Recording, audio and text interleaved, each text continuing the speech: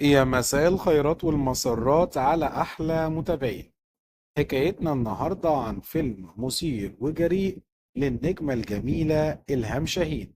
عاوزين تعرفوا هو فيلم إيه وإيه قصته ومين أبطاله وإيه تفاصيل الحكاية؟ تعالوا معايا. حكايتنا النهاردة عن فيلم رجل في عيون امرأة، بطولة إلهام شاهين وحاتم ذو الفقار ونهلة سلامة وصلاح ذو الفقار وحسن حسني. بتدور أحداث الفيلم عن عوافي أو إلهام شاهين، وهي فتاة جميلة ريفية بتعيش مع والدتها ووالدها عبد المتعال أو حسن حسني اللي بيشتغل في الطاحونة. بتقع عوافي في حب حسنين أو حاتم ذو الفقار، وهو طالب طب، وابن الثري صاحب الطاحونة شيخون أو صلاح ذو الفقار اللي بيطمع إنه يكون عمدة للبلد.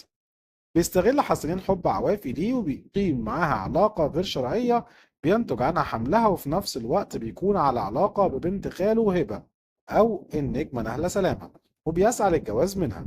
وبيتهرب حسنين من عوافي وبتبدأ رحلتها في البحث عنه، وبتتصاعد الأحداث في هذا السياق.